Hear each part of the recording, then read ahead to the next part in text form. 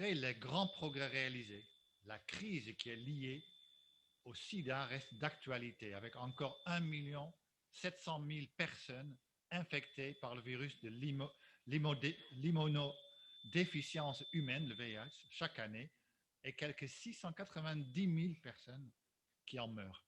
Et les inégalités font que celles et ceux qui sont les moins capables de défendre leurs droits demeurent les plus touchés. La Covid-19 est devenue nous rappeler brutalement que les inégalités en matière de santé touchent chacun et chacune d'entre nous et le péril de l'un est le péril de tous. Les enseignements tirés de la lutte contre le VIH peuvent être très utiles dans le cadre de la lutte contre la Covid. Nous savons que pour mettre fin au sida et vaincre la Covid, nous devons éliminer la stigmatisation et la discrimination, placer l'être humain au cœur de notre action et prendre des mesures axées sur les droits humains en tenant compte des questions de genre. L'accès aux soins de santé ne devrait pas dépendre du niveau de richesse des uns ou des autres. Nous avons besoin d'un vaccin contre la Covid et de traitements et de soins pour lutter contre le VIH qui soient abordables, accessibles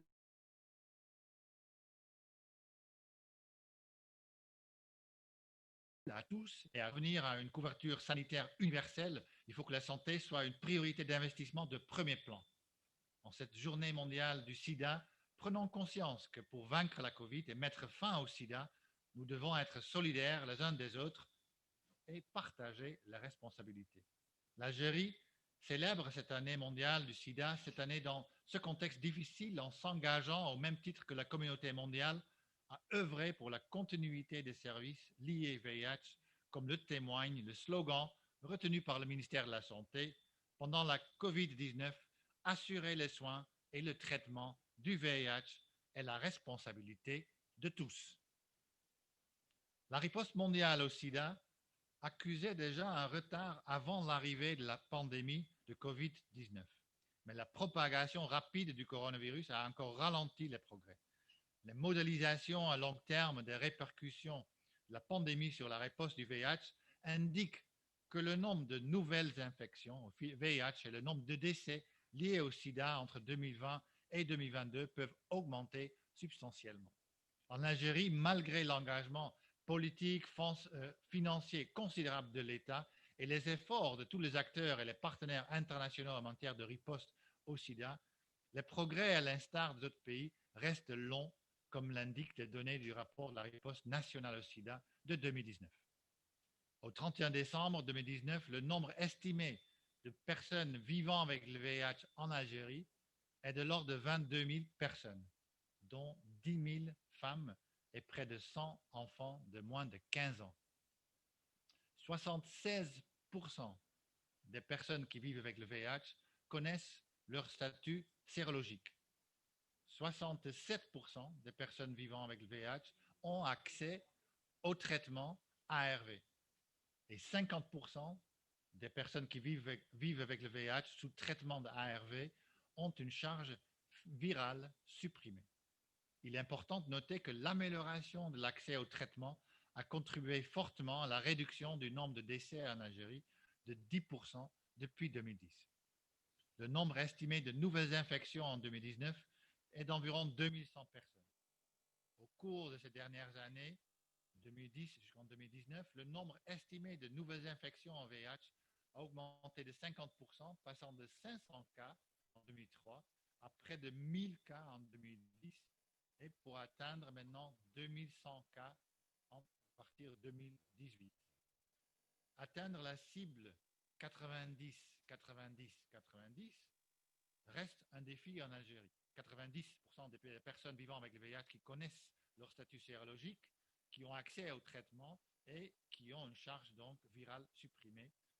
C'est ça notre cible.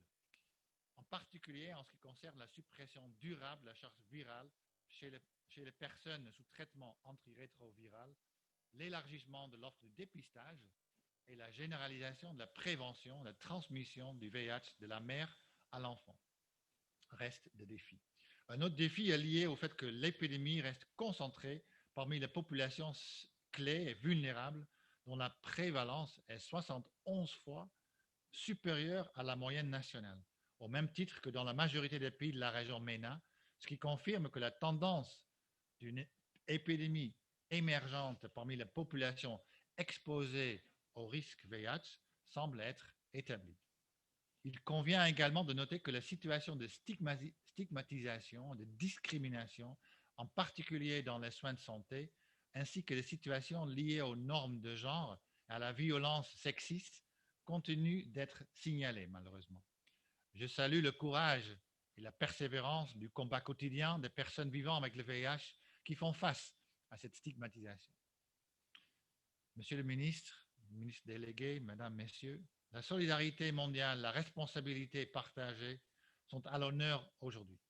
Malgré tous les défis et le contexte exceptionnel de cette crise sanitaire de la Covid qui a bouleversé le monde, je voudrais quand même féliciter le ministère de la Santé pour la grande réalisation de la riposte nationale en 2020, en particulier l'élaboration d'un nouveau plan national stratégique IST-VIH-Sida 2020-2024 se veut être la traduction de tous les engagements auxquels l'Algérie a souscrit pour mettre fin à l'épidémie du sida d'ici à 2030 et qui vise à accélérer et amplifier la riposte nationale au regard de la dynamique de l'épidémie avec l'appui de l'ONU-SIDA.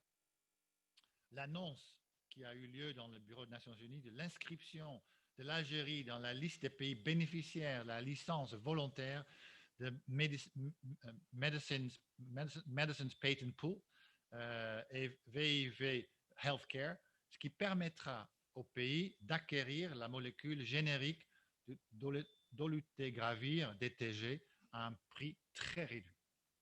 Et l'accord avec les organisations de la société civile pour le lancement de dépistage communautaire. Sur ce dernier point, je voudrais exprimer ma reconnaissance aux organisations communautaires qui ont joué un rôle clé dans la continuité des services liés au VIH dans le contexte de la Covid, et je salue leur engagement et solidarité pour atteindre la population laissée pour compte. La société civile est le fournisseur principal des services de prévention auprès des populations clés et vulnérables. Toutefois, leurs ressources proviennent principalement de partenaires externes, en particulier du Fonds mondial. Leur travail est irremplaçable et efficace et il peut avoir un impact considérable sur la manière dont le monde parviendra à mettre fin au sida. Du côté du système des Nations Unies, les différentes agences onusiennes sont impliquées conjointement pour appuyer la riposte nationale. En effet, la riposte multisectorielle au VIH-Sida a été retenue comme priorité dans notre cadre de coopération stratégique entre les Nations Unies et le gouvernement algérien. C'est l'ONU-SIDA qui coordonne le programme commun des Nations Unies sur le VIH-Sida et il est important de pérenniser ces acquis, car les acquis de la société civile pour la prévention, car la société civile s'est montrée le meilleur vecteur pour les activités de prévention ciblées auprès des groupes vulnérables. Par rapport au système des Nations Unies, l'UNICEF intervient sur la prévention de la transmission du VIH de la mère à l'enfant. Le PNUD appuie le processus de l'intégration des droits humains comme composante transversale de la riposte afin de lutter contre la stigmatisation et la discrimination liées au VIH, ainsi que le renforcement de capacité de la société civile. UNFPA assure la prise en compte des besoins des jeunes en matière de santé reproductive et le VIH, y compris la promotion des comportements sains. L'OIM travaille sur la question de prévention prise en charge auprès des migrants, HCR auprès des réfugiés et demandeurs d'asile. Le PAM appuie les programmes liés à la nutrition et le VIH. L'OMS appuie l'amélioration de la prise en charge thérapeutique des IST-SIDA et le dépistage des IST-VIH. L'UNODC, le programme de prévention auprès des usagers de drogue et le traitement de substitution aux opiacés, et l'UNESCO œuvre pour garantir une éducation de qualité supérieure pour une lutte plus efficace contre le VIH. À cet effet, je voudrais réaffirmer donc notre engagement en tant que système des Nations Unies à fournir l'appui technique nécessaire pour les domaines prioritaires de la riposte et dans le cadre du plan national. Cet appui, à travers la mise en œuvre d'un plan conjoint pour la période 2020-2021, est aligné avec le plan national stratégique 2020-2024 du gouvernement algérien et intégré, comme je vous ai dit, dans notre cadre de coopération stratégique. Pour conclure, je souhaiterais saluer l'engagement indéfectible de tous les différents acteurs impliqués dans la riposte, et en particulier le leadership du ministère de la Santé, de la population et de la réforme hospitalière. Merci à tous.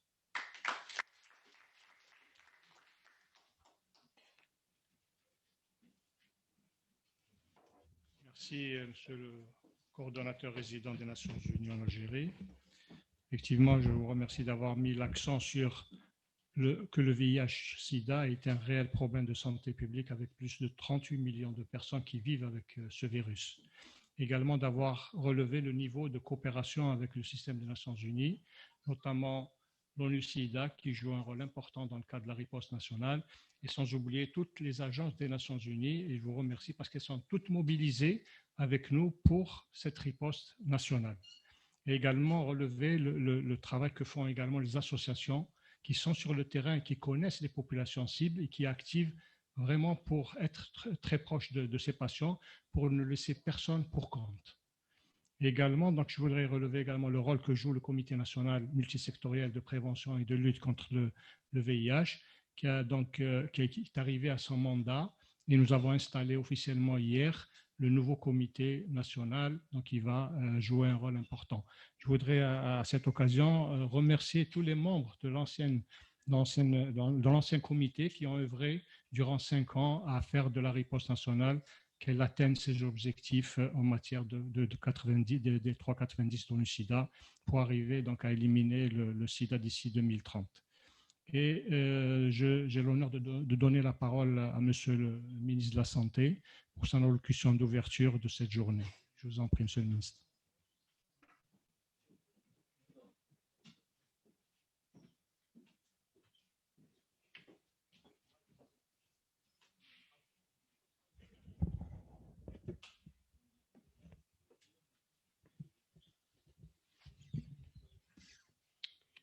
Je ne la mets pas en dessous pour ne pas être corrigé. Des remarques pas toujours bienveillantes quand on porte la barrette en dessous. Merci, Dr Fourad.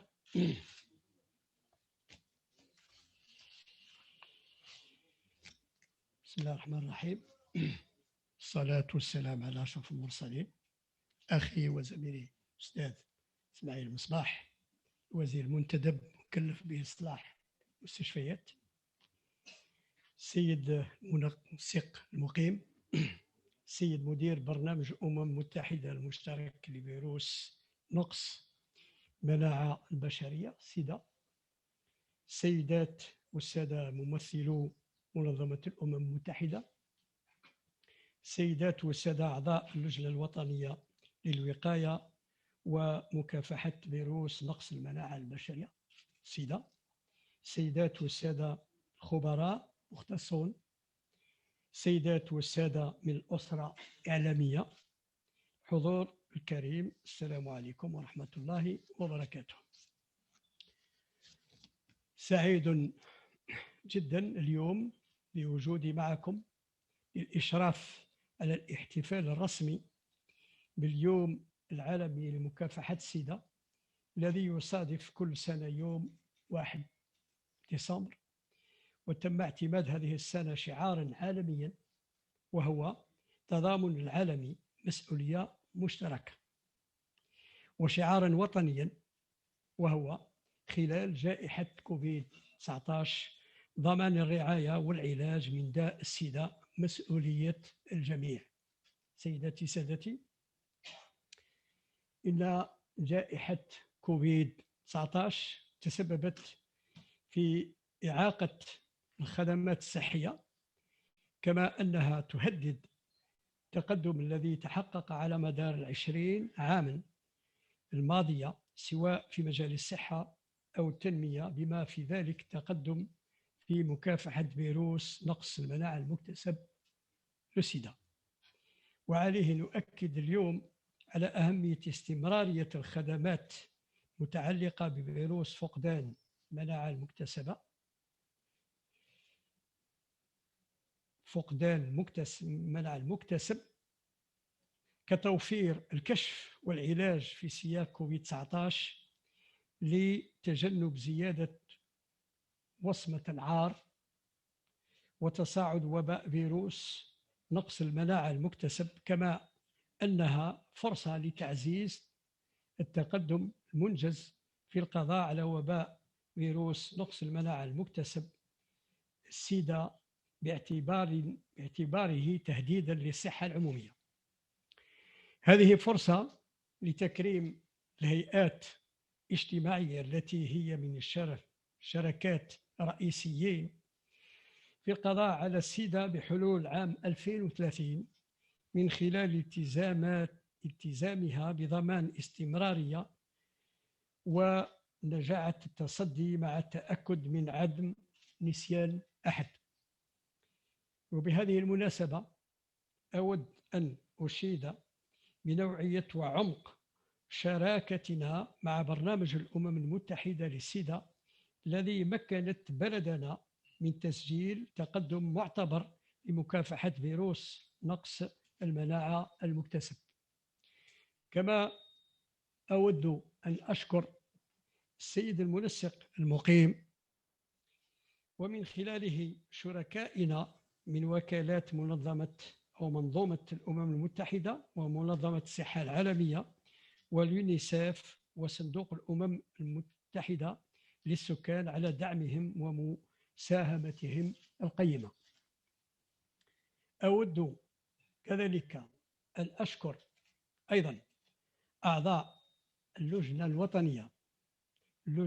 الوطنية للوقاية ومكافحة داء السيدا على نوعية العمل المنجز خلال ولايتهم، وأتمنى للأعضاء الجدد كل النجاح في المسار الذي لا يزال يتعين اتباعه من أجل الوصول إلى الأهداف المحددة. سيداتي سادتي، هذا اليوم يتيح الفرصة للتأكيد مرة أخرى وبشكل رسمي على إرادة الجزائر لتسخير جميع الوسائل الممكنة من أجل عكس مسار انتشار هذا الوباء العالمي والاشتراك بحزم في الهدف الطموح الذي وضعه برنامج الأمم المتحدة حول فيروس فقدان المناعة المكتسب السيدا، قصد تمكين بلادنا من ضمان تحقيق هدف تسعينات 90 وذلك قصد وضع حد لوباء السيدا بآفاق 2030. وتمثلت هذه الإرادة السياسية في تعبئة تامة للحكومة ومجموع المتدخلين سيما المجتمع المدني ضمن إطار متعدد القطاعات كرسه المرسوم التنفيذي للوزير الأول والمدعم بالإبقاء على اللجوء إلى تمويل مناسب مع أكثر من 95% من الميزانية المخصصة من ميزانية الدولة وحدها من أجل تأمين كافة الخدمات للجميع بالمجان، بما في ذلك الكشف والعلاج المضاد للفيروسات القهقرية. وقد تعززت هذه الإرادة السياسية من خلال نوعية شراكة مع وكالات منظومة الأمم المتحدة، خاصة برنامج الأمم المتحدة حول فيروس فقدان المناعة المكتسب سيدا، وزيادة مشاركة أكبر الجهات المؤسساتية الفاعلة والمجتمع المدني. هذا وبفضل التصدي الوطني متعدد القطاعات تكون الجزائر قد حققت تقدما أكيدا وتبقى دولة ذات نشاط ضعيف للوباء مع نسبة انتشار تقدر بنحو 0.1%. سيداتي سادتي، غير أن التصرفات الخطيرة ومستوى استعمال وسائل الحماية، تعاطي المخدرات عن طريق الحقن وظاهرة الهجرة كلها عوامل ضعف أخذناها بعين الاعتبار وتفرض علينا اليقظة الدائمة. لذا أردنا أن يكون هذا اليوم نموذجا على إرادتنا في مواصلة التزامنا سويا لمواجهة هذا التحدي، كما تشهد على ذلك الإجراءات التي قمنا بها والتي ستستمر وتعزز. ويهدف تنفيذ خطتنا الوطنية استراتيجية لمكافحة فيروس نقص المناعة المكتسب سيدا 2020-2024، والتي تندرج أيضا ضمن كافة الالتزامات التي تعهدت بها الجزائر، يهدف إلى تحسين وتوسيع التصدي الوطني بالنظر إلى الملف الوبائي ونشاط الوباء، من خلال تركيز الجهود على الفئات السكانية الرئيسية والمعرضة لخطر الإصابة بفيروس نقص المناعة المكتسب أي السيدا. والهدف من ذلك هو توسيع نقاط الحصول على علاج ذو نوعية في بيئة مناسبة وغير واصمة بالعار وغير تمييزية، وكذا التخفيف من تأثير الوباء. سيداتي سادتي، اليوم بفضل الجهود المشتركة لوزارة الصحة ومهني الصحة والجمعيات والأشخاص الذين يعيشون مع فيروس نقص المناعة المكتسب، وبدعم من برنامج الأمم المتحدة حول فيروس نقص المناعة المكتسب أي السيدا، تم إدراج الجزائر في قائمة البلدان المستفيدة من الترخيص الطوعي لمجموعة براءات اختراع الأدوية، والذي سيسمح لها بالحصول على الدواء دوليتيغرافير بسعر منخفض جدا، وبدعم من المنظمة العالمية للصحة ووفقا للإرشادات الدولية سنقوم بتحيين دليل التكفل العلاجي بإدراج دواء دوليتيغرافير ضمن العلاج الأولي، وسيسمح ذلك بعلاج 80% من الأشخاص الذين يعيشون بالفيروس أو فيروس نقص المناعة البشرية المكتسب سيدا، والتقليص من الفاتورة السنوية للعلاجات بمضادات الفيروسات القهقرية، وتحقيق ربح يقدر بأكثر من 6 ملايين دولار سنويا. الأخير سيداتي سادتي، أود كذلك أن أذكر وأحيي النشاطات التي نفذها شركاؤنا بالتزام كبير خلال جائحة كوفيد-19، لا سيما المجتمع المدني، عبر مشاركتهم التي هي في تزايد كبير في التدخلات الجوارية للوقاية لدى الفئات السكانية الهشة، والتي تهدف إلى دعم الأشخاص الذين يعيشون بفيروس نقص المناعة البشرية نفسيا واجتماعيا، مثل الوساطة الاجتماعية وإرسال الأدوية إليهم. وعليه أدعو الجميع لليقظة واليقظة الدائمة والتجند المتواصل لكي نكون جميعا في مستوى العهد الذي قطعناه على أنفسنا، وهو القضاء على السيدا، لنكن متضامنين ومسؤولين.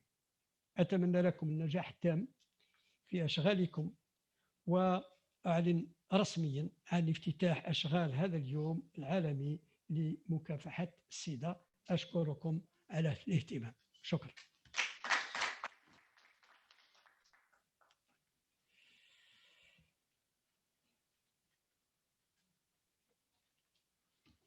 Merci, Monsieur le Ministre, pour vos directives qui rentrent dans le cadre de la riposte nationale à cette problématique de santé publique.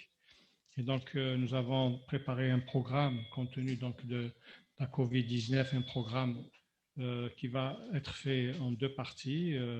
Tout d'abord, Et comme d'habitude, nous allons donner la parole à un de nos partenaires essentiels dans le cadre de la riposte nationale, c'est l'ONU-SIDA à travers M. Zdam. Ensuite, nous ferons une présentation de la situation épidémiologique et des progrès réalisés dans le cadre de la riposte nationale. Et ensuite, nous avons préparé un panel de discussion avec un certain nombre de nos experts pour parler un peu de la vision que doit être la riposte au VIH dans le contexte du sida. Donc, c'est un panel chacun va intervenir et ensuite on sortira avec des recommandations à la fin de cette journée. Donc, je vais donner la parole à notre partenaire principal dans le cadre de la riposte nationale, c'est l'ONU-SIDA. Ensuite, nous allons présenter ensuite la situation épidémiologique.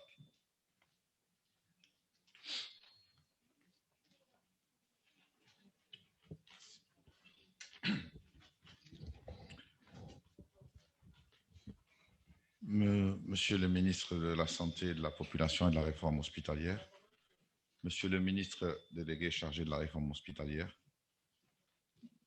Monsieur le coordonnateur résident des systèmes des Nations Unies en Algérie, Mesdames et Messieurs les membres du Comité national de prévention et de lutte contre le sida, Mesdames et Messieurs les représentants de la société civile et des personnes vivant avec le VIH, Mesdames et Messieurs les représentants des médias, chers collègues, honorable assistance, tout d'abord, je voudrais remercier Monsieur le ministre de la Santé, de la Population et de la Réforme hospitalière de nous avoir invités à la célébration de cette journée mondiale de lutte contre le sida.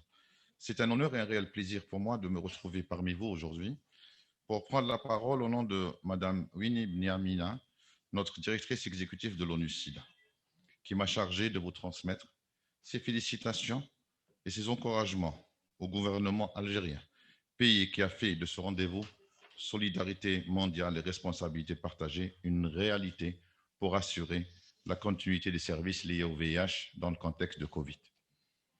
Le Covid-19, comme il a été mentionné, menace les progrès accomplis au cours des 20 dernières années dans le domaine de la santé, du développement, y compris pour ce qui est des avancées de la lutte contre le VIH. La COVID-19 accentue les inégalités existantes, comme l'ont fait des autres pandémies auparavant. La cause du VIH a su créer une mobilisation au cours de l'année passée pour défendre nos acquis, protéger les personnes vivant avec le VIH et les autres groupes vulnérables. La réponse mondiale au sida accusait déjà un retard pour atteindre les 3,90 avant l'arrivée de la pandémie Covid, mais la propagation rapide du coronavirus a encore ralenti les progrès. La modélisation à long terme des répercussions de la pandémie sur la riposte VIH indique que le nombre de nouvelles infections à VIH et le nombre de décès liés au sida entre 2020 et 2022 augmenteront entre 123 000 et 293 000 cas pour le premier et entre 69 000 et 148 000 cas pour le second, ce qui fait que la COVID va impacter réellement les progrès réalisés. En 2019, 38 millions de personnes sont vivant avec le VIH, dont 1,8 million d'enfants. 24,5 millions reçoivent des traitements antirétroviraux, soit 67% de la couverture mondiale. Les femmes enceintes sont nombreuses à recevoir des traitements pour éliminer la transmission mère-enfant, ils sont de 85%. Et les nouvelles infections ont diminué de 23% dans le monde depuis 2010.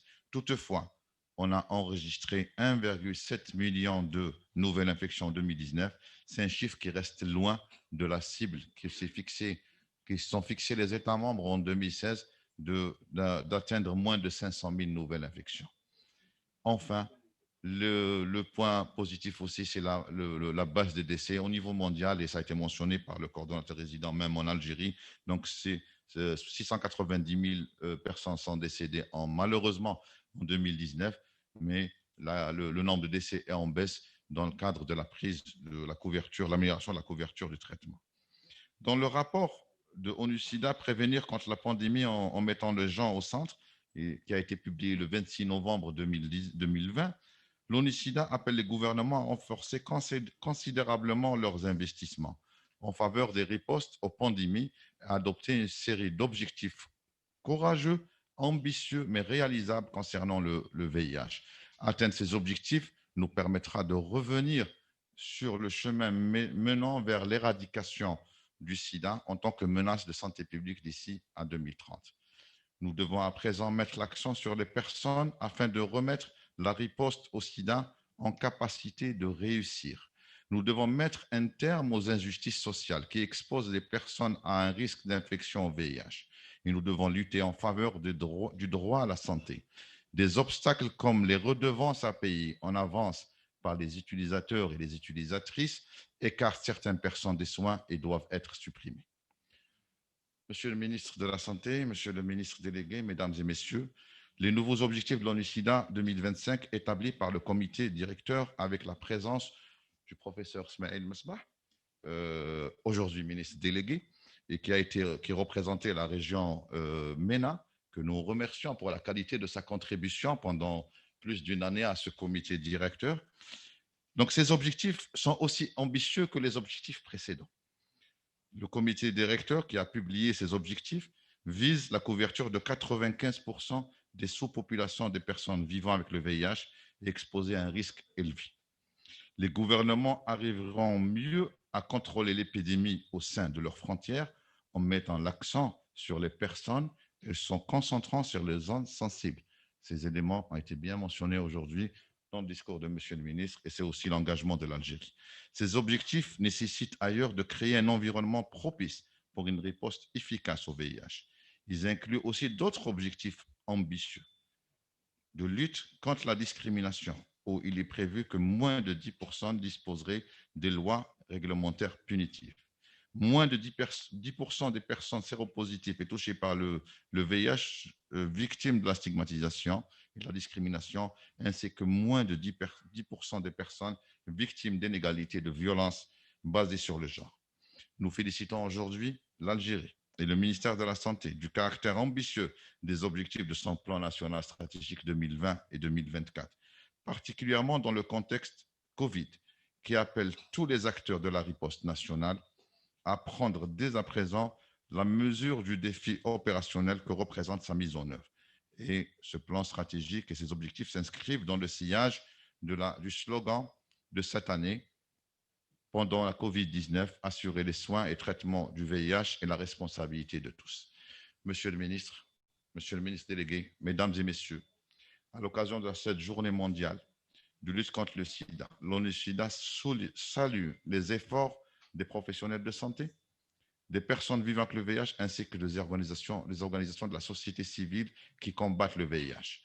Les campagnes en faveur de la délivrance d'ordonnances pour plusieurs mois, de traitement du VIH, l'organisation de livraison à domicile de médicaments ou la mise à disposition d'aides financières et de nourriture aux personnes vivant avec le VIH et aux groupes vulnérables ont une nouvelle fois apporté la preuve de leur efficacité indispensable dans la riposte au VIH. Alors que 2020 touche à sa fin, le monde regorge de dangers et les mois à venir ne seront pas faciles. Seule une solidarité mondiale et une responsabilité partagée seront en mesure de nous aider à vaincre le coronavirus, mettre un terme à l'épidémie du VIH et garantir le droit universel à la santé. Je vous remercie.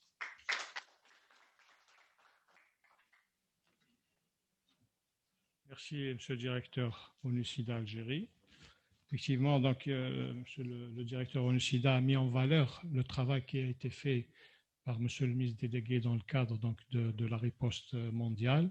Et il faut également souligner que l'Algérie avait été élue également au comité du programme ONU-SIDA et qu'elle a même assuré le poste de rapporteur donc, pendant 3 années. Et donc, nous avons apporté quand même notre contribution à la riposte mondiale. Nous allons maintenant, donc, si vous permettez, Monsieur le ministre, Monsieur le coordonnateur, vous installer ici pour qu'on puisse démarrer un peu le programme de cette journée.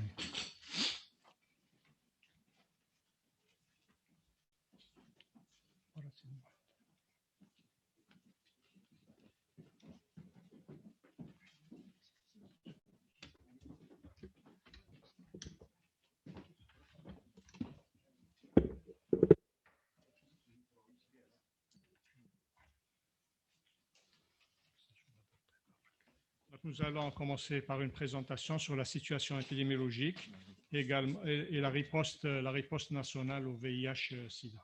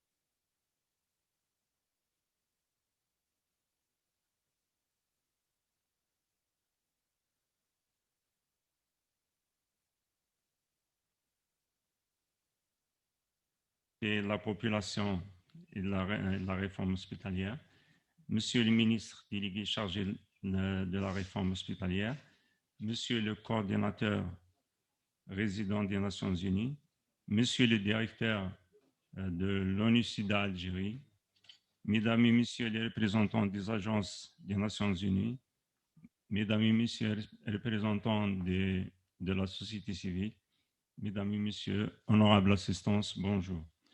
Donc, dans ma présentation, nous allons voir un rappel succinct sur la situation épidémiologique.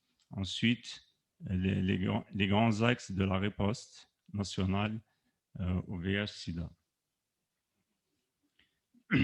Donc, on peut dire que l'évolution et la situation épidémiologique du VIH-Sida reste stable dans la population générale, on ne cesse de le rappeler, avec une prévalence qui est de l'ordre de 0,1%, mais l'évolution de l'épidémie, elle est concentrée dans les populations vulnérables et les populations clés, qui sont représentées par les professionnels du sexe, les HSH et les utilisateurs de drogues injectables. Rajouter à cela l'existence de facteurs de propagation. Ainsi, dans les études qui ont été faites, on a remarqué qu'il y a une faible utilisation du préservatif, l'augmentation du travail du sexe clandestin, l'émergence de l'usage de drogues injectables et le phénomène de migration.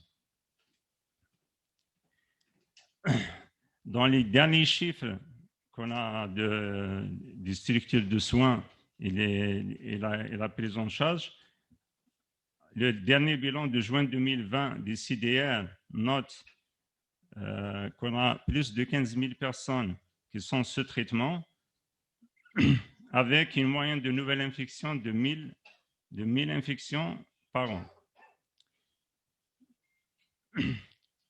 Et la population la plus atteinte, c'est la population qui est âgée de 15 à 49 ans, c'est la population qui a une activité sexuelle active.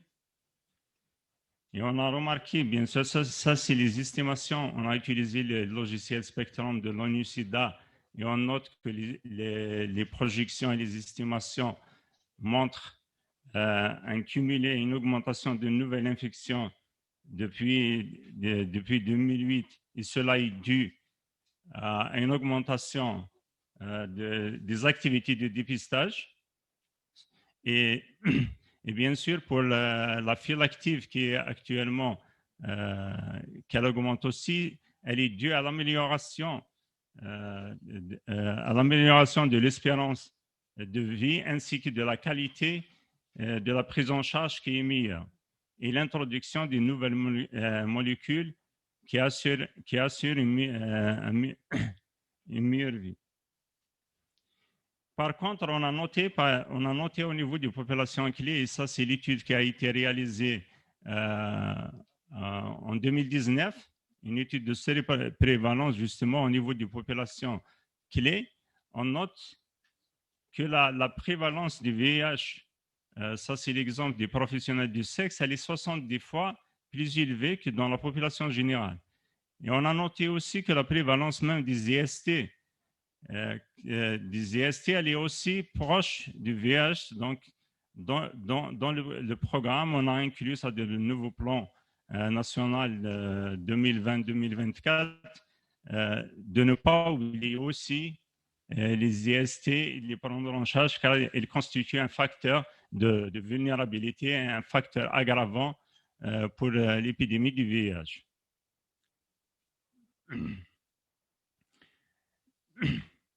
Donc, grâce à une réponse nationale et un engagement au plus haut niveau, l'Algérie a stabilisé l'épidémie, comme on a dit dans la population générale, mais le défi reste à capter un petit peu et à augmenter surtout le dépistage au niveau des populations clés. Avec cet engagement, l'Algérie, elle s'inscrit dans les objectifs, les ODD, les objectifs de l'ONU-SIDA, à savoir mettre fin à l'épidémie du sida comme menace de santé publique d'ici 2030.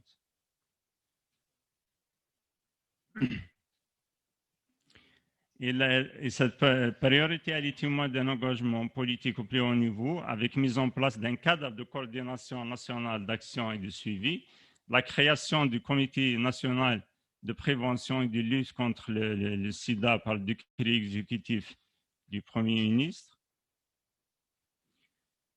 Elle s'inscrit aussi dans les objectifs des ODD de 2030, la déclaration politique sur le sida, ainsi que les cibles de l'ONU-SIDA, les 390.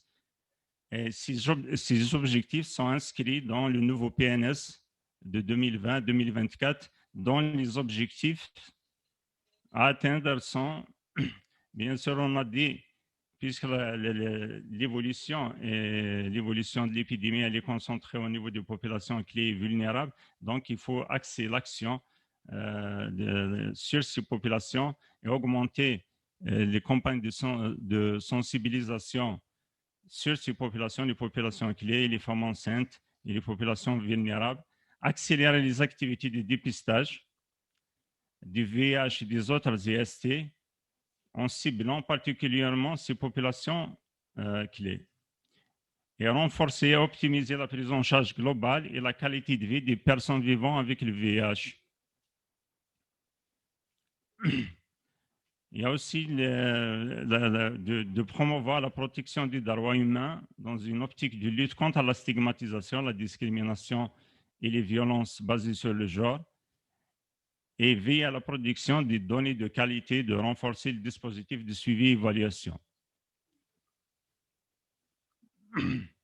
Dans ce cadre, il y avait plusieurs actions qui ont été réalisées. C'est surtout dans le cadre de renforcement des capacités des acteurs de la réponse, à savoir surtout les éducateurs pairs qui sont issus des populations clés pour sensibiliser à leur tour ces populations peuvent venir et effectuer le dépistage et assurer une continuité de soins. Et aussi dans les autres intervenants de prévention au milieu universitaire, au milieu scolaire et au milieu en uniforme. On a aussi le renforcement de la capacité des professionnels de santé, des professionnels de la santé, à savoir les formations continues et surtout la prise en charge, à savoir une prise en charge médicale surtout des IST, en milieu de santé, en milieu carcéral, et la prise en charge des co-infections, et surtout pour atteindre l'objectif de 0 cas nouveau-nés infectés qui rentre dans le cadre des objectifs de l'UTME, l'élimination de la transmission du VIH de la mère à l'enfant. Il reste aussi l'accélération du dépistage qui reste un facteur essentiel pour capter ces populations qui restent un petit peu difficiles d'accès, vu leur facteur de risque et la discrimination qui ralentit un petit peu. Donc, il y a eu des actions, surtout, il y a eu l'élaboration des nouvelles stratégies nationales justement de dépistage. Il y a eu le renforcement du dépistage communautaire. Il y a un travail qui se fait entre les structures de dépistage et les organisations de la société civile pour assurer un petit peu tout ce qui est dépistage en extramuros. Et le dépistage des femmes enceintes qui reste aussi un axe prioritaire pour atteindre justement l'objectif de 0 cas nouveau-nés positifs.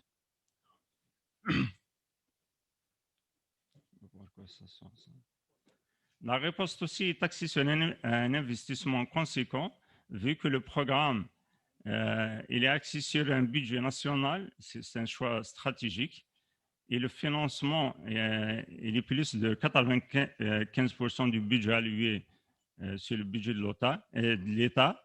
Il y a la subvention du Fonds mondial qui accompagne un petit peu les associations et les organisations de la société civile, mais actuellement, on est en phase de transition et la fin de cette subvention, elle s'arrête en 2023, fin 2022.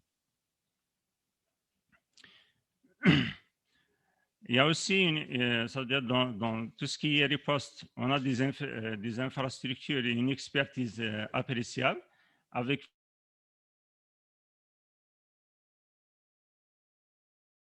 plus de 16 centres de référence pour la prise en charge des patients vivant avec le VIH, avec un laboratoire national de référence et 15 pôles régionaux de la prévention de la transmission du VIH de la mère à l'enfant.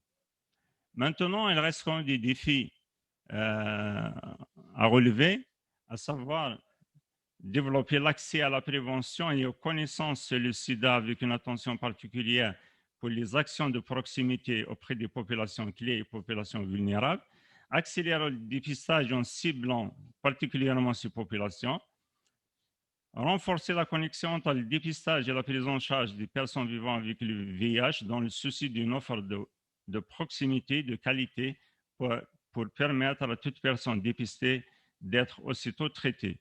Accélérer la mise en œuvre de la stratégie nationale de l'élimination de la transmission mère-enfant du VIH. Éliminer la stigmatisation et les pratiques discriminatoires afin de créer des environnements favorables tout au long du parcours de santé, que ce soit la prévention, le dépistage et les soins. Améliorer la disponibilité de l'information stratégique et le suivi et l'évaluation dans le but d'évaluer les actions de la réponse pour améliorer la performance. Je vous remercie de votre attention. Merci. Merci, Dr. Sidi Mohamed, pour cette présentation synthétique de la riposte nationale. Le plan national stratégique actuel est le 4e plan national stratégique qu'a élaboré l'Algérie, et parce que ce problème de sida demeure donc une préoccupation et à l'engagement total de l'État dans le cadre de la riposte nationale. Maintenant, messieurs les ministres, nous avons prévu un panel de discussion qui va être modéré par le professeur Ashur Amran. Et donc, nous avons un certain nombre de professionnels qui sont donc par visioconférence. Et on va entamer la discussion autour de la riposte du VIH dans le cadre de la pandémie de la COVID-19. Professeur Ashur Amran.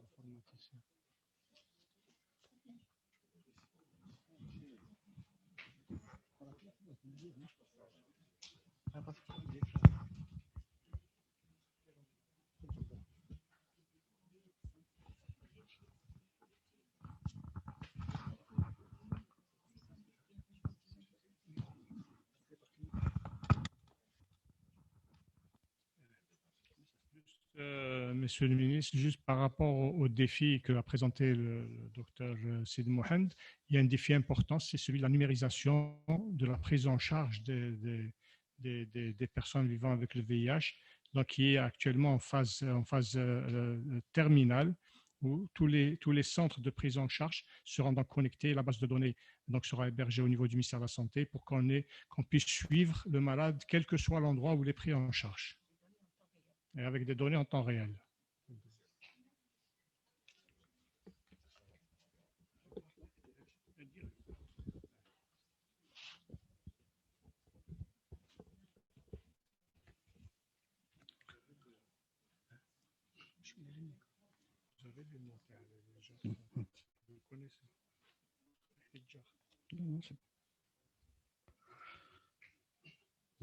Monsieur le ministre de la Santé, monsieur le ministre délégué, monsieur le coordinateur résident, monsieur le directeur de l'ONU-SIDA, mesdames, messieurs. Les publications de l'APS, l'agence presse-service, du lundi, donc d'hier, me donnent l'occasion d'introduire le panel de discussion. Il est dans cette contribution, citant le ministère de la Santé, que, j'ouvre les guillemets, que pour l'Algérie, comme pour l'ensemble de la communauté internationale, la célébration de la Journée mondiale de lutte contre le sida 2020 ne ressemblera pas aux éditions précédentes. Tant la Covid-19 menace les progrès accomplis au cours des 20 dernières années dans le domaine de la santé et du développement et dans les avancées de la lutte contre le sida. J'ajouterai, comme tout un chacun peut le constater, que cette journée mondiale du sida 2020 est célébrée pour la première fois depuis qu'elle a été instaurée en 1998 en virtuel. Il n'y a pas de raison que cette journée échappe. Effectivement, cette journée s'est faite rattraper par la situation sanitaire mondiale et la nouvelle épidémie, ce qui a forcé le ministère de la Santé donc à la transférer sur le web. En effet, la pandémie à Covid-19 a un retentissement dont il est encore difficile d'évaluer la portée réelle. En matière de retombées sanitaires et au-delà du nombre de victimes et des millions de cas recensés à ce jour, au-delà de la pression intense pour les soignants, de l'anxiété pour les populations, la propagation de ce virus émergent a un impact sur l'ensemble du secteur de la santé, mais aussi un impact sur la prise en charge d'autres infections, entre autres l'infection à VIH, et c'est ce que nous allons voir aujourd'hui avec le panel. Essayer de tirer quelques leçons de la lutte contre le sida partant de Covid, en termes de difficultés rencontrées, que ce soit en matière de dépistage, sensibilisation, de prise en charge, de réponses à apporter, autant de sujets que l'on va aborder avec notre panel, avec nos 5 invités. En ligne de rang, le professeur Moufok, je ne sais pas si elle m'entend.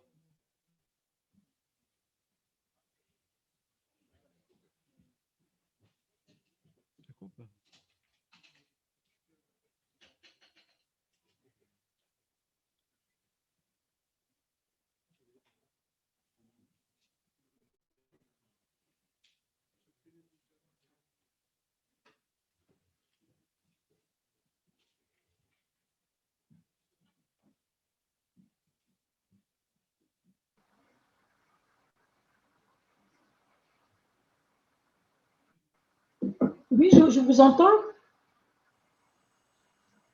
Professeur Amran, je vous entends très bien.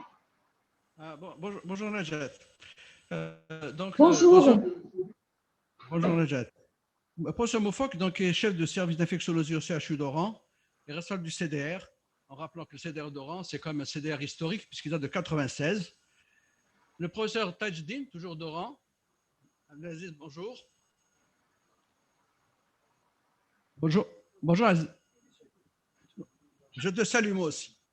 Alors, bonjour, vous êtes donc chef du service d'épidémiologie et de médecine préventive à l'hôpital pédiatrique Canestel d'Oran et vous présidez également l'association de protection contre le sida, PCS. Le professeur Achour, bonjour, je ne sais pas si elle m'entend.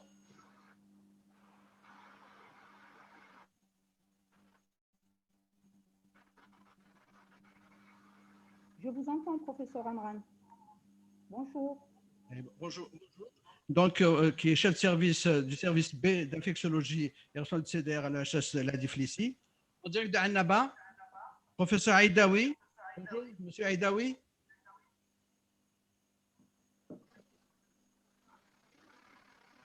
Oui, j'entends. Et bonjour, au passage. Donc, qui est donc responsable du CDR. Donc, on a pris le CDR historique, puisqu'il date tous de 96.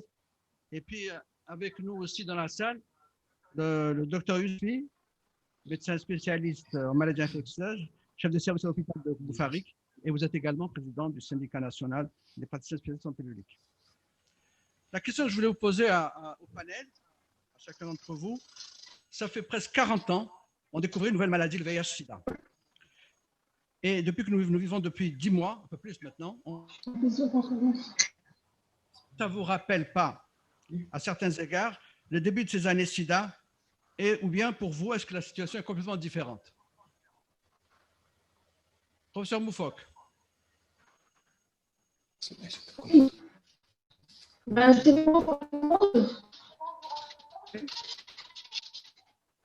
Excusez-moi, bonjour à tout le monde.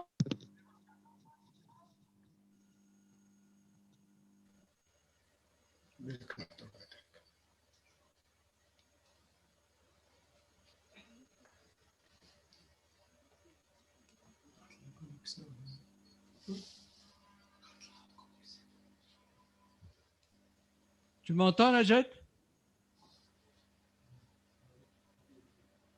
Je passe sinon la parole au professeur Tajdine. Alors d'abord, bonjour tout le monde. Vous m'entendez, Achor? Oui, ça va, on entend, oui.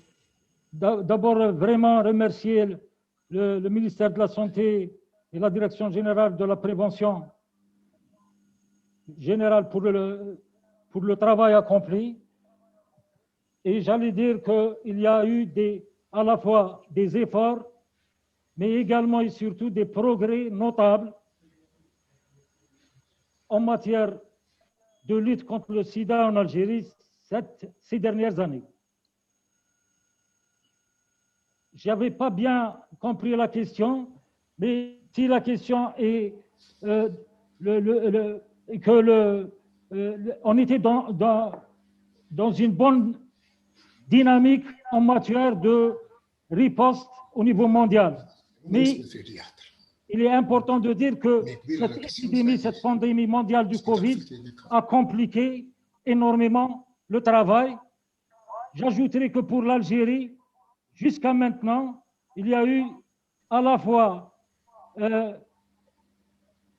un grand travail de terrain de proximité et je note également une plus grande contribution et accompagnement de la société civile par le ministère de la Santé.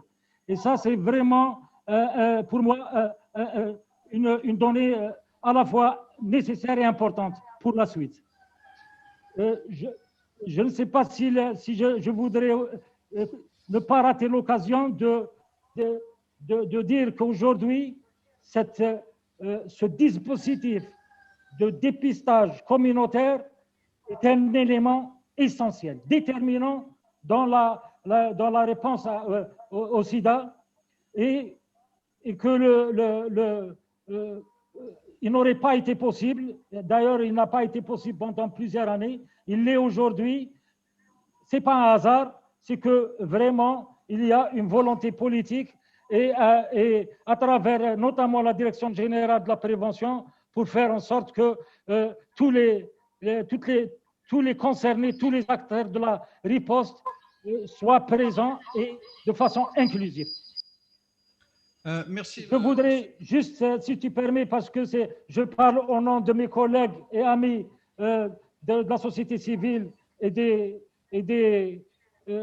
associations thématiques, pour dire que AIDS comme Anis, comme Solidarité Sida et surtout Hayat et la PCS que je représente, il y a une coordination, il y a un travail de terrain et je souligne en particulier notre contribution pour produire des études qu'on a beaucoup attendues, mais depuis 2019-2020, c'est une réalité. Nous avons aujourd'hui des enquêtes extrêmement stratégique en matière d'IBBS, en matière d'estimation de la taille des populations clés.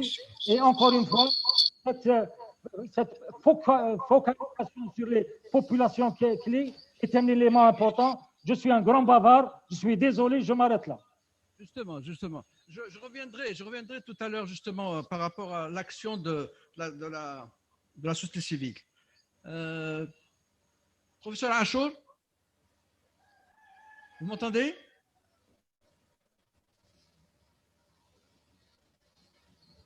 Sinon, je passe la parole à M. Aïdaoui. Oui. Vous m'entendez? Moi, j'entends. Moi, j'entends.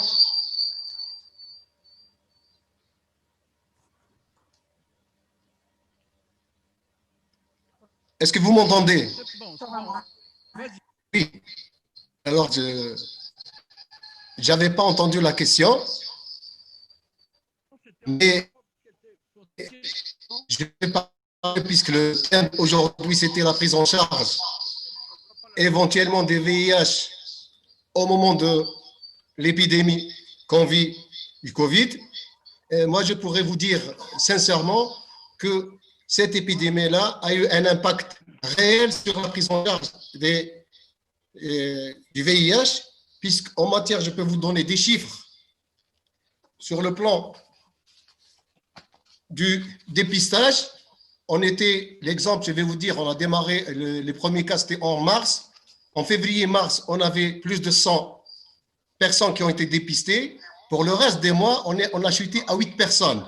Donc, ça vous montre déjà l'impact qu'il y a eu sur la prise en charge du VIH. Deuxième élément, comme le service était dédié pour le VIH, donc on ne pouvait plus hospitaliser les malades. Ils avaient des problèmes énormes.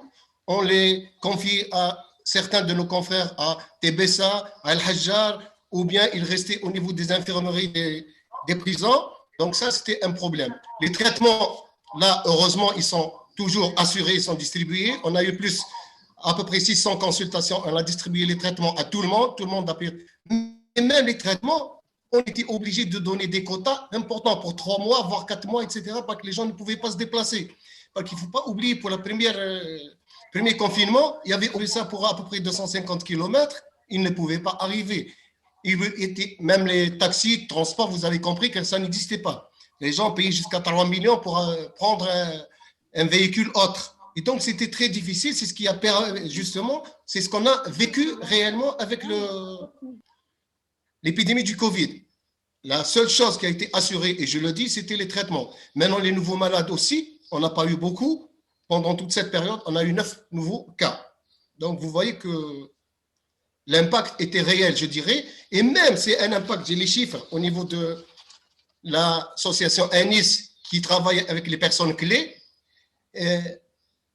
L'an passé, en 2019, ils ont touché pratiquement 9000 et quelques personnes. Et cette année, si vous m'entendez pour 2020, ils n'ont pu toucher comme personnes clés que 700 personnes. Donc, vous voyez la réalité. Professeur Achour, vous m'entendez?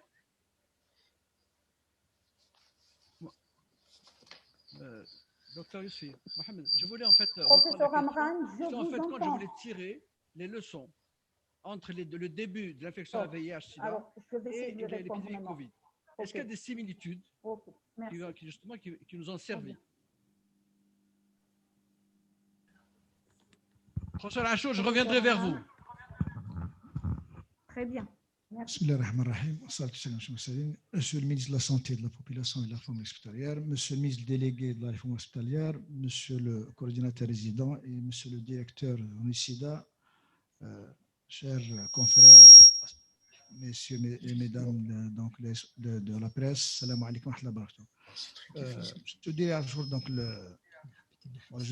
c'est-à-dire le contexte est peut-être totalement différent parce que ce qu'on a eu au début de l'épidémie, c'était une problématique donc une lutte contre une maladie nouvelle, donc à laquelle on n'était pas préparé et qu'on découvrait et pour laquelle il fallait mettre donc des stratégies pour lutter contre le sida. Je parle des années 80. Par contre, cette fois-ci, on a un dispositif, on a une stratégie, on a des structures, on a des moyens pour lutter, mais c'est un autre événement qui, donc, on n'a jamais vécu et qui a entraîné donc des obstacles importants pour cette prise en charge. C'est-à-dire que il y a une trentaine d'années au plus, la balle donc était chez nous pour s'organiser, mais là on est organisé pour le VIH, mais on est devant un phénomène nouveau qui nous a pris, j'allais dire, toutes nos capacités pour s'occuper de cette Covid-19 et pénaliser le VIH, donc les malades, donc bien sûr, donc CDR, au même titre que tous les autres malades.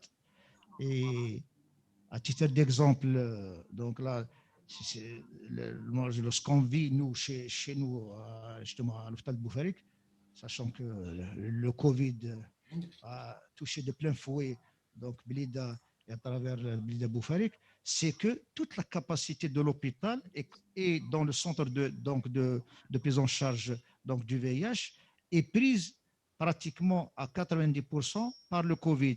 Et c'est ça qui nous pose problème. C'est-à-dire c'est la possibilité de prendre en charge ces malades donc, et pratiquement en deuxième ligne par rapport au Covid.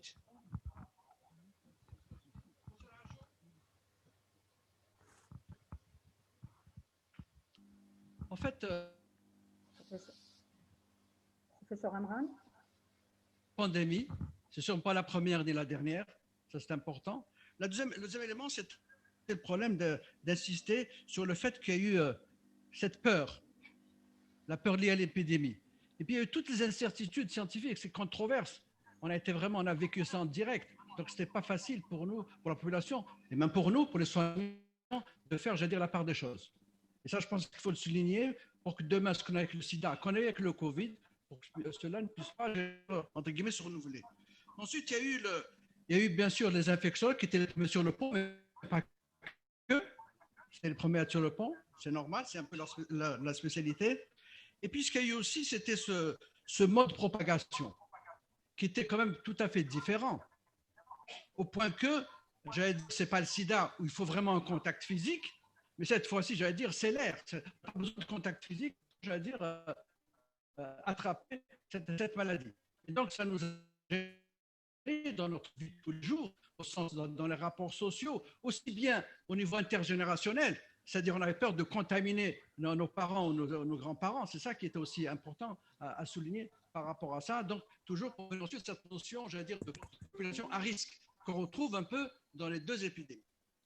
Ensuite, il y a eu tout ce problème qui a été souligné à plusieurs reprises, aussi bien par monsieur le ministre de la Santé que par le coordonnateur, association et discrimination. C'était aussi important pour lequel on n'a pas limité, mais lutter pour que, ça a été pour que ces patients soient pris en charge comme tous les autres. On a mis l'accent sur les droits humains. On ne peut pas dire soigner des personnes sans on pense à eux aux droits humains. Donc c'est quelque chose, une composante qui est importante là-dedans. Par contre, pour les différences, c'est vrai que la temporalité a changé. Le sida, on a mis plusieurs années, 6 ans peut-être, je pense, pour passer, j'allais dire, du syndrome. Donc ça a changé pour dire que maintenant aussi, pour dire aussi, on va très vite là-dedans. Et puis, ce qui a changé par rapport à ça, c'est ce confinement. Jamais on a eu ce confinement global mondial. Tout le monde a confiné. C'était un élément, je veux dire, qui était important là-dedans. Voilà, je voulais souligner ce qu'il y avait avant, au tout début.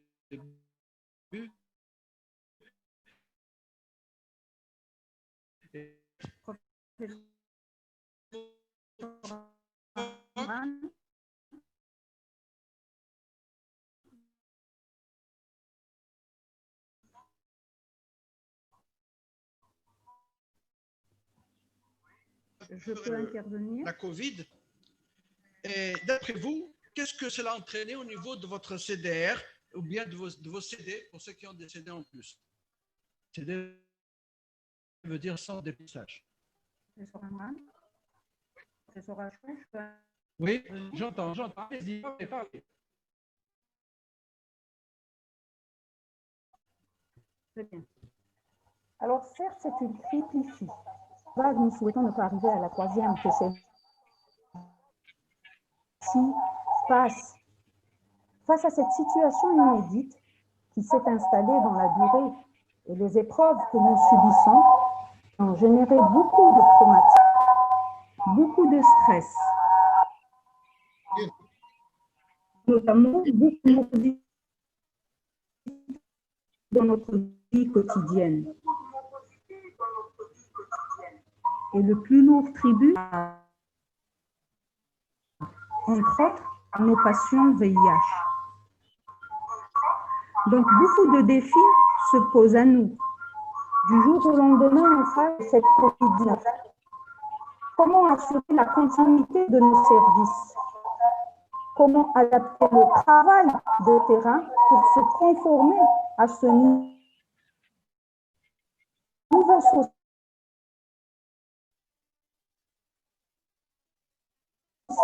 en norme, nos patients, à nos populations. Et ça de prévention à... Professeur Achour, vous m'entendez? Vous m'entendez? La communication est très mauvaise. Hein? On ne comprend pas ce que vous dites. Docteur Yusfi? À nos populations.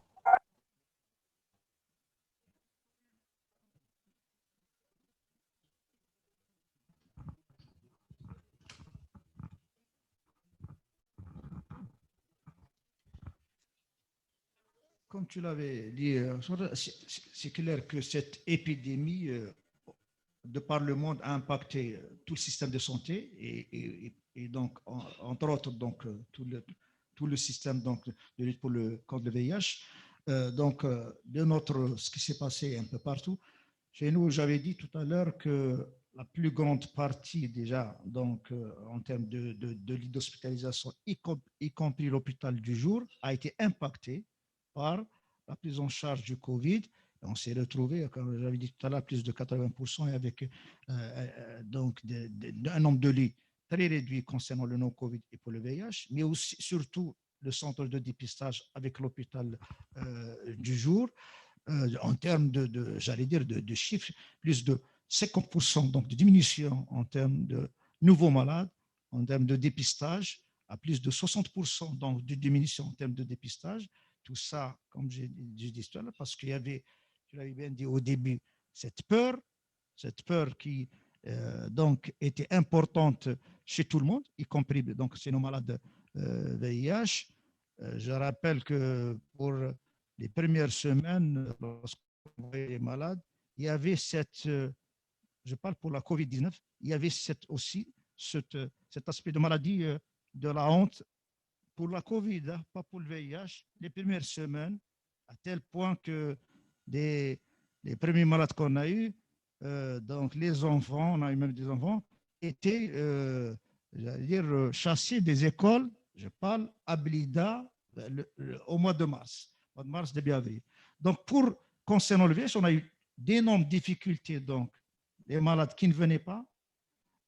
J'attire un petit peu l'attention, je l'ai déjà dit, peut-être nous, en tant que centre de prise en charge, depuis maintenant plus de 6 ans, il n'y a pas d'implantation donc, en termes d'association. Je l'ai déjà dit. Donc là, le relais qu'on avait dit tout à l'heure est un peu plus, qu'on déploie un peu plus important chez nous. Et donc, cette difficulté de joindre les malades, il a fallu utiliser tout le système D, donc à travers le téléphone, à travers pour essayer de leur faire parvenir donc les traitements. Il y a eu donc l'aide un petit peu de AIDS Algérie pour pouvoir acheminer ces traitements, mais au total, on se retrouve avec des malades donc, qui voient une diminution, donc qui ratent leur contrôle et qu'on essayait par tous les moyens donc, de contacter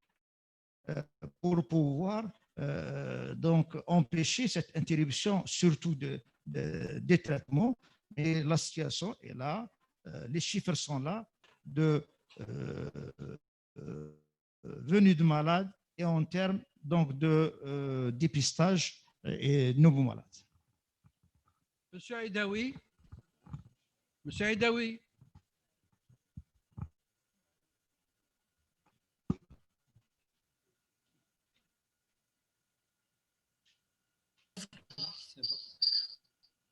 Oui, madame.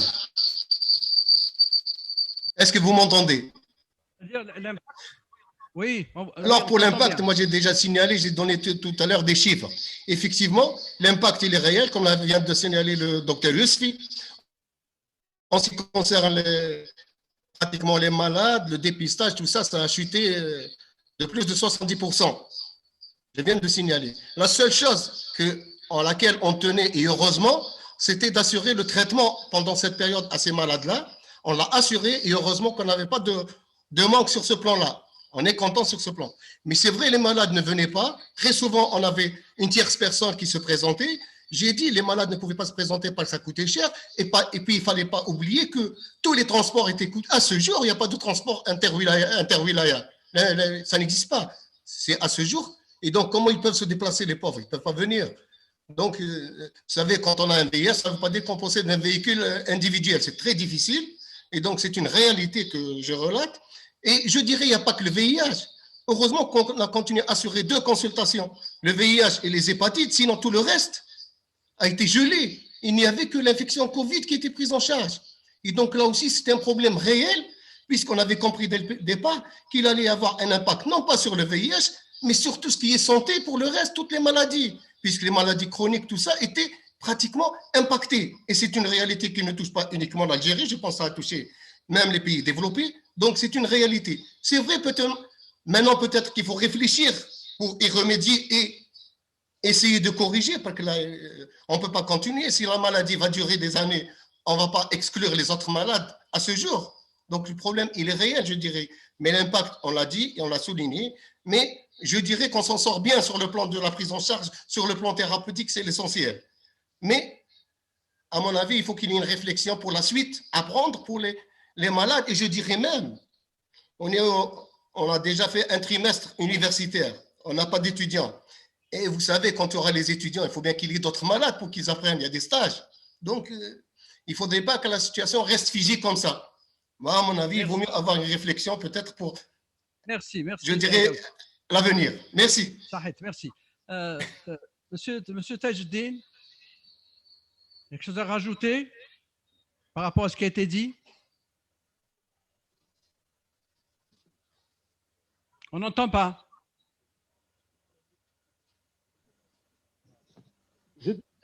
Professeur Moufok. Il y a une grande résilience. Contrairement à ce qui a été dit, il y a eu beaucoup de résilience. Aussi, je parle des populations PV-VIH.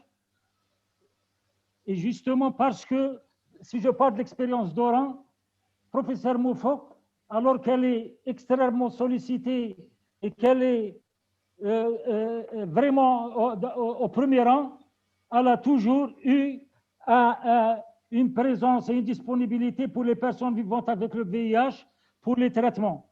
Et c'est vrai que le transport posait problème, mais là aussi, il faut que les associations assument, et c'est ce que nous avons fait, puisque c'est la PCS, par exemple, à Oran et à Alger, qui a aussi contribué dans ce sens. Il y a cette problématique qu'il faut quand même dire que, et je le dis en tant que soignant, enfin en tant que dans une structure de santé, travaille dans une structure, il y a une présence, une disponibilité, il y a une pandémie grave, imprévue, et qui n'est pas finie, et qui risque encore de nous surprendre. Et c'est ça qu'il faut peut-être anticiper par rapport à ça. Le système a tenu, les personnes de ressources sont là. Il faut qu'il y ait un peu plus à mon avis, de coordination et de communication pour être le plus proche des populations. Et une dernière chose, et je m'arrête, c'est que j'ai l'impression, qui dure quand même depuis 10 mois, qu'il y a une certaine résilience des populations dont on parle, particulièrement les PVVIH, nous n'avons pas eu des cas de Covid graves. On a eu quelques cas qui ont été très vite résolus. Je pense que Moufok pourrait dire un peu plus sur ce point-là. Professeur Moufok?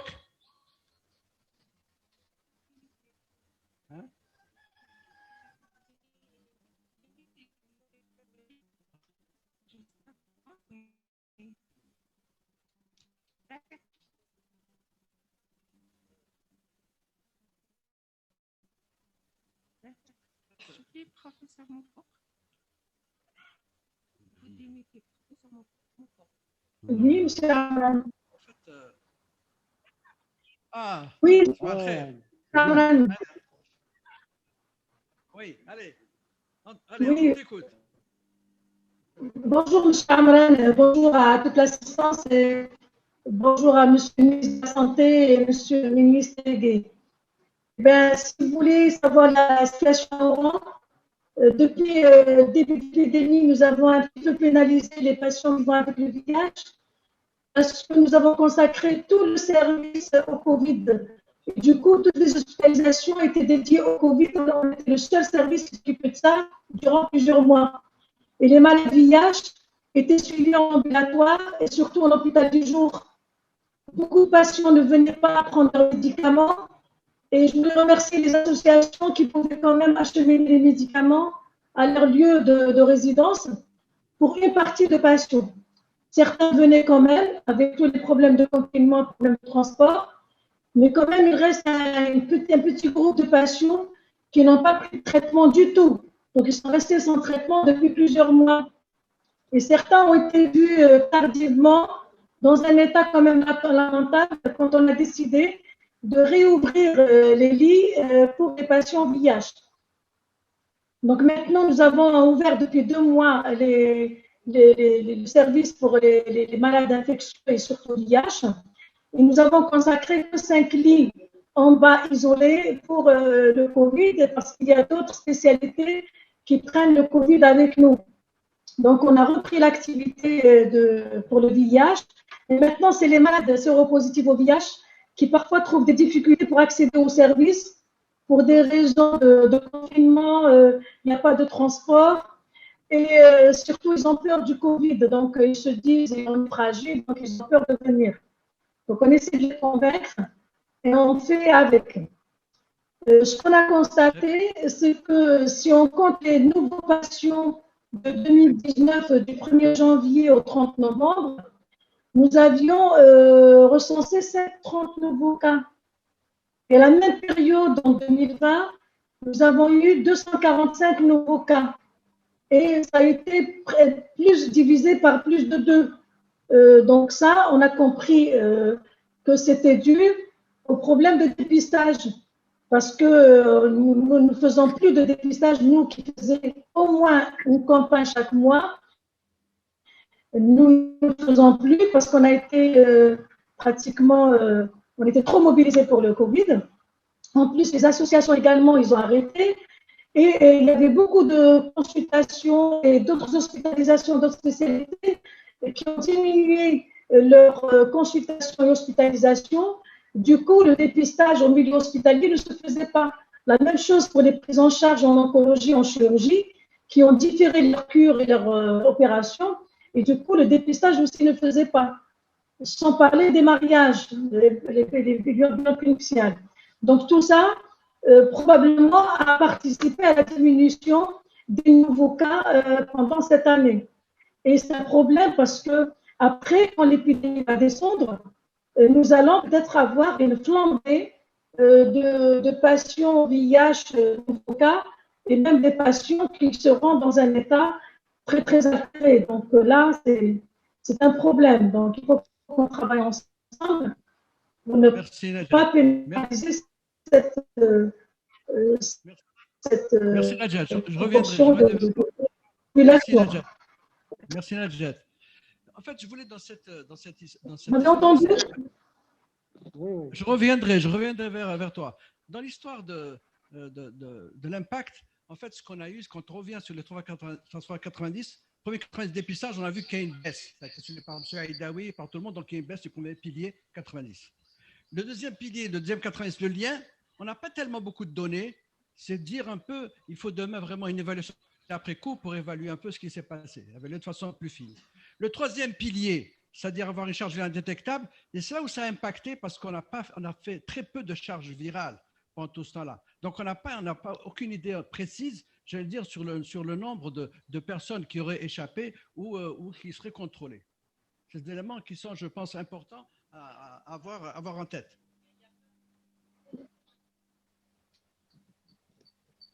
Ça, mais je veux dire, ça va poser le problème du renforcement des plateaux techniques. C'est ce que ça a posé, en fait, pendant ce Covid.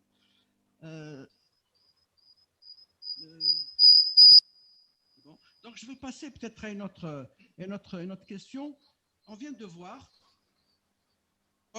pour dire que, en fait, qu'une urgence, c'est ça le problème, risque de reléguer il y avait beaucoup de consultations. Maladie au deuxième plan. C'est ce qui s'est passé un peu par rapport. Donc, comment avez-vous réagi en matière de prise en charge? Ça a été dit un peu. Pas tellement. On a surtout insisté sur les antirétroviraux en rappelant que l'OMS avait déjà tiré une sonnette d'alarme. C'est-à-dire qu'on se dit attention, parce que sinon on va avoir des résistances et là ça posera un problème, surtout pour le contrôle de la charge virale. On aura tout perdu, tout ce qu'on aura, je vais dire, construit, on risquait de le perdre. Et donc la question, je voulais dire, comment, dans la réaction, comment vous êtes adapté à cette situation? Monsieur Yousfi.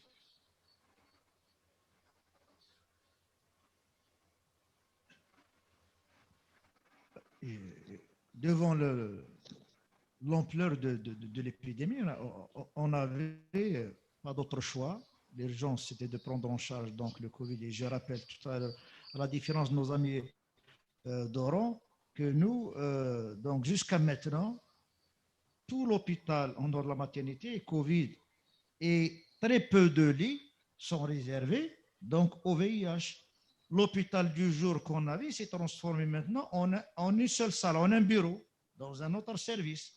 Donc, c'est ça les conditions dans lesquelles donc, l'équipe donc, prend en charge ces malades et essaie donc, de maintenir cette activité. Donc, il y a des choses qu'on subit en termes donc, de structure et en termes donc, de malades, comme avait dit Aïdaoui tout à l'heure et nos amis, donc, la peur, la difficulté, parce qu'on a des malades qui viennent de différentes wilayas du centre, de Tiaret, de Gardayad, de L'Rouat, de Jelfa, qui ne peuvent pas aussi donc venir, et l'impact donc aussi bien en termes de le Covid qui prend toutes les structures, la difficulté pour l'équipe donc de pouvoir assurer donc une prise en charge des autres pathologies et particulièrement là le VIH a fait, comme je disais tout à l'heure, ces conséquences. En parlant, tu avais dit tout à l'heure de la charge virale, et nous, les charges virales jusqu'à présent, c'est toujours à l'Institut Pasteur, donc on les fait. On n'a pas donc au niveau de l'hôpital, mais le fait que l'impact du Covid a fait que les malades donc, avaient des difficultés pour venir, c'est clair qu'en termes, un exemple de charge virale, c'est-à-dire qu'en termes de charge virale, il y a un impact important. Les statistiques sont là aussi, une diminution aussi dans le nombre de charges virales qui ont été faites depuis le début de l'année à cause justement de ces problèmes donc, dus au Covid. Donc, jusqu'à présent, et je rejoins ce que disait Aïdaoui, nous, on est au 10e mois, l'activité du centre de prise en charge est très impactée. Donc, il faudrait qu'on pense à trouver, à mettre à disposition d'autres structures en dehors de l'hôpital de Boufark pour qu'on puisse prendre en charge ces malades. Merci. Professeur Achour. Professeur Achour.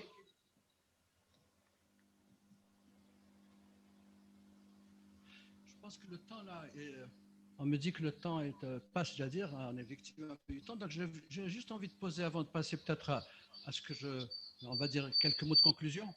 J'ai envie de passer quelque chose de personnel. J'ai envie de dire à chacun, vous êtes tous des responsables de CDR, en fait, vous dire, en fait, c'est tout à fait personnel, je voulais savoir un peu, en fait, comment vous avez vécu ça au niveau personnel? Est-ce que c'est un obstacle? Comment vous l'avez vécu? Est-ce que c'est un obstacle? Est-ce que c'était stimulant? J'aimerais savoir en 30 secondes comment c'est. Et par-delà vos avis, je pense que c'est l'avis un peu de tous les soignants.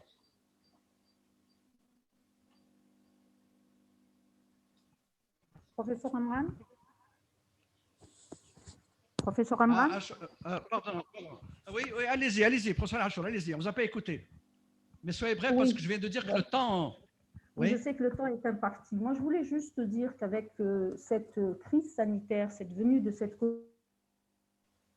Covid-19, nous avons eu beaucoup de soucis. Il fallait qu'on lève des défis. Et les défis, excusez-moi, j'ai un retard par rapport à mes autres collègues. Donc, il fallait lever des défis et des défis qui se sont rapidement imposés à nous. C'était comment assurer la continuité de la prise en charge de nos malades. Comme vous savez, nous sommes un service qui a quand même une file active assez conséquente, qui dépasse les 2000 patients vivant avec le VIH. Comment adapter le travail du terrain pour se conformer aux nouveautés sociales de normes de prise en charge et d'hygiène de ces patients, et comment assurer et garantir que le message de prévention arrive à nos patients et à la population. C'était un réel souci pour nous. Donc, il fallait continuer efficacement à répondre aux besoins de nos patients et des populations clés, tout en assurant leur sécurité et en assurant également la sécurité du personnel et des bénévoles qui nous ont accompagnés.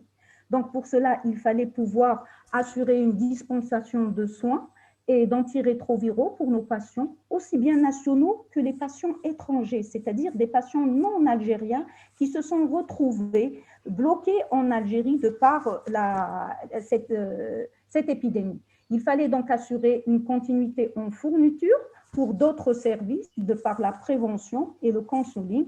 Et comme vous le savez, M. Amran, le service B a été le dernier service à prendre en charge les patients en Covid-19. Pourquoi? Très simplement parce que nous avions déjà beaucoup de malades hospitalisés. Il fallait trouver où placer nos malades et comment pouvoir les accompagner à distance. Donc, nous avons, commencé une prise en charge de nos patients à partir du 3 mars 2020. Nous avons eu, concernant le nombre de nouveaux cas, nous sommes restés quand même durant cette période, donc du mois de mars au 30 novembre, nous avons eu 114 nouveaux cas, dont 80 sont suivis en hôpital de jour et 34 ont bénéficié d'une hospitalisation. De même que nous avons hospitalisé 64 de nos patients déjà connus et suivis parce qu'ils étaient arrivés à des stades quand même avancés.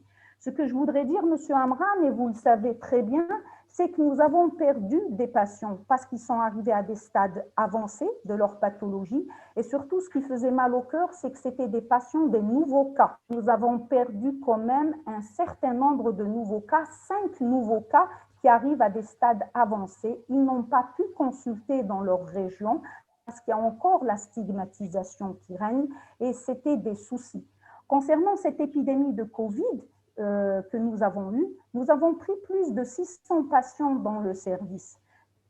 584 étaient des patients confirmés à la PCR, dont 134, nous les avons suivis à titre externe.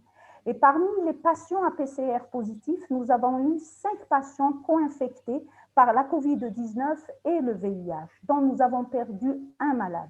Il faut juste qu'on dise que ce sont des malades qui ont consulté avec les signes de la COVID et ils étaient à des stades quand même assez conséquents. Ils étaient en échappement thérapeutique.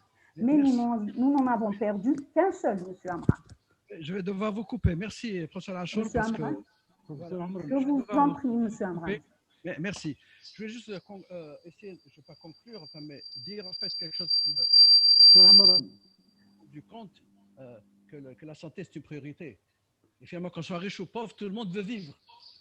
C'est ça la chose la plus importante. Et je pense, quand on a vu ce qui s'est passé à la distanciation sociale par rapport à l'infection VIH-Sida, je rappelle qu'en 1996, on avait 4 CDR. On est passé à 16. Et donc, le but, j'allais dire, de la démarche, c'est de rapprocher ces centres de la population. Là, quelque part, peut-être qu'on n'a pas été assez vite pour créer d'autres CDR qui soient vraiment proches de la population. Je pense que ça, c'est un élément important. Les infrastructures sanitaires, le renforcement des structures sanitaires. C'est toujours la même chose. Chaque fois qu'il y a une épidémie, on dit qu'il faut renforcer, et renforcer de plus les plateaux techniques. On s'est rendu compte qu'on a raté quelque part la charge virale, quelque part aussi on a raté tout ce qui est, j'allais dire, biologie moléculaire concernant, j'allais dire, cette technologie par rapport à ça. Il y a aussi la formation. Quand il y a des nouvelles épidémies, il faut former aussi ces soignants. Les soignants ont été, je veux dire, ils étaient sur le pont sans peut-être qu'il y ait eu cette formation. Du moins, ça n'a pas été acté comme ça.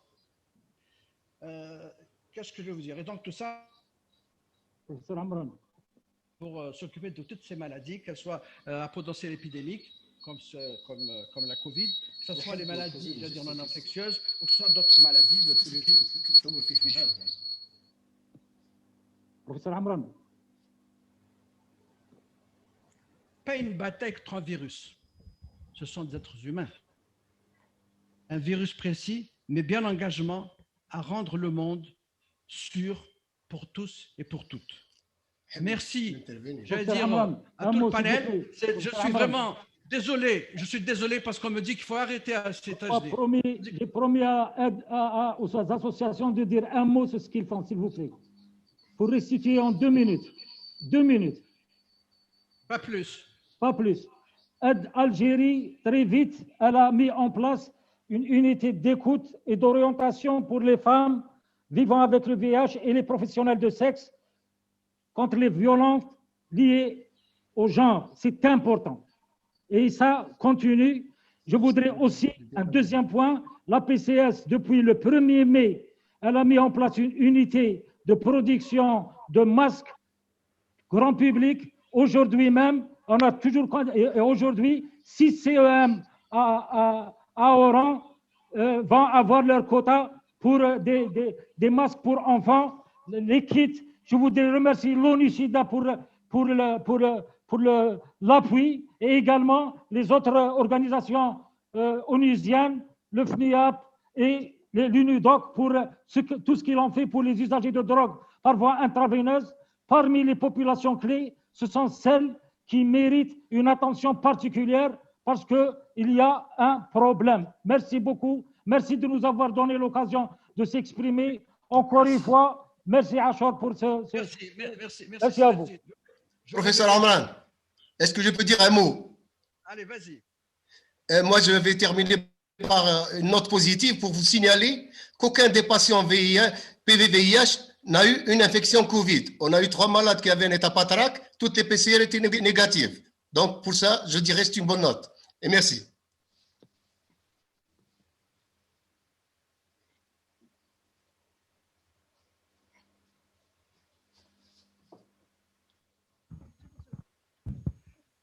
Pour rester dans le positif, comme on dit, sur plus de 3500 malades hospitalisés à Boufarik en Covid, il n'y a eu aucun VIH. Ah ben voilà. Le problème pour nous qui se pose là, c'est essentiellement donc penser dans les prochaines semaines comment donc nous aider pour prendre en charge par rapport à la structure, parce qu'elle nous prend le Covid nous prend toutes nos structures. Penser éventuellement à nous soulager dans ce sens pour qu'on prenne en charge dans de meilleures conditions le VIH. Merci. Merci. Dernier mot pour être aussi juste. Professeur Achor, un dernier mot? Merci, monsieur. Oui, je dirais que c'est vrai que c'est une épidémie, mais ce n'est pas la première et ça ne serait pas la dernière. Les patients VIH payent un lourd tribut. Mais il faut savoir, il faut s'organiser, il faut extérioriser si c'est possible. Nous avons eu à voir au moins 800 patients VIH dans nos consultations en hôpital de jour sur le HS-LTA. Nous avons pu les voir grâce à l'aide des associations qu'il ne faut pas omettre. Elles nous ont aidés aussi bien dans leur prise en charge, dans leur accompagnement, dans l'acheminement des médicaments et surtout dans l'acheminement des produits nécessaires pour eux.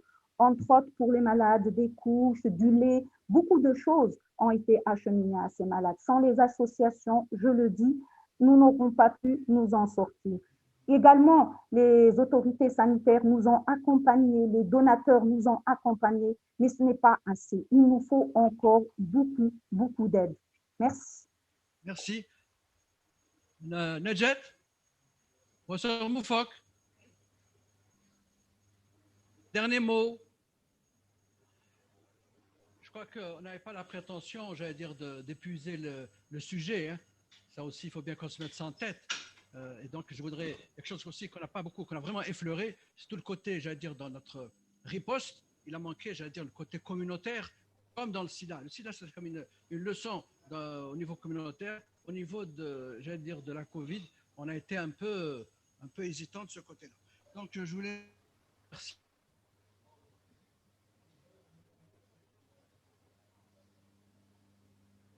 Donc, j'allais dire, un bon après-midi. Merci.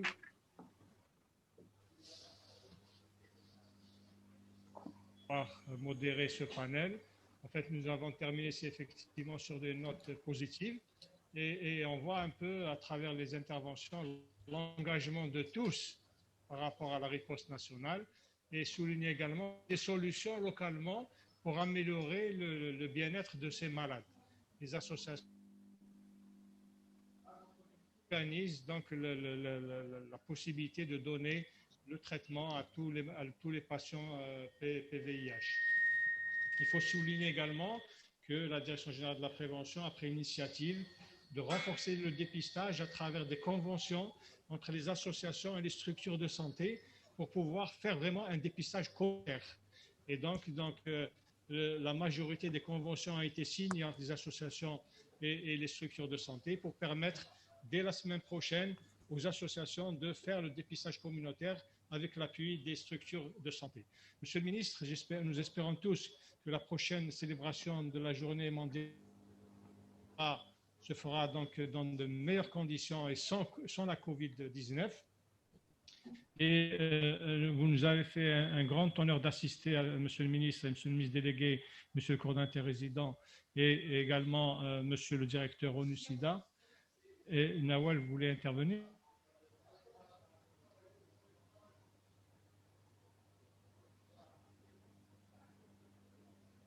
On n'entend pas. Hein.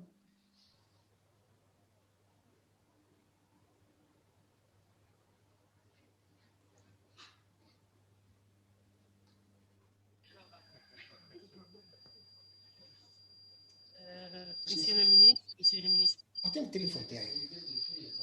ذلك في هذاك دير فيه أنت كي تقلبوا زيوها قلبوا جهة الأخرى. M'avoir invité. Je suis la seule association ici. Je suis l'association des personnes vivant avec VIH, SIDA.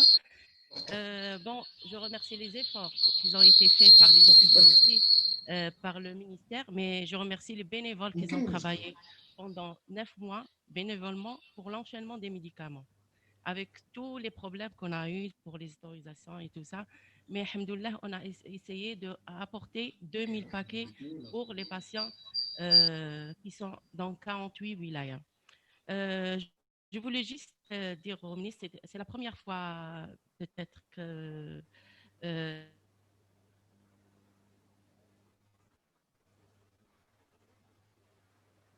on n'entend pas.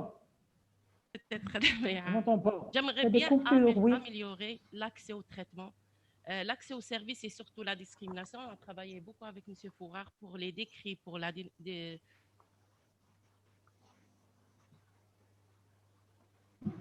la femme n'accouche pas dans la dignité, les insuffisances rénales n'ont pas où y aller, les médicaments avec un peu de rupture, il faut régler ça aussi, parce que j'ai précisé, monsieur le ministre et monsieur le ministre délégué, avec M. Fourard, on a essayé de régler le Covid. Il faut assurer le traitement au moins pour 4 mois pour les distances qui sont loin, à Ardaya, à Naba, à Timimoun, à Janet et tout, à Élysée, qui sont très loin. Il faut assurer au moins pour 4 mois.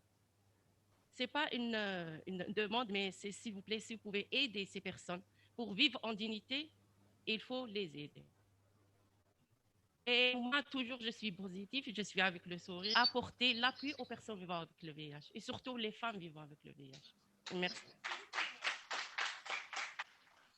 Merci, Madame Noël.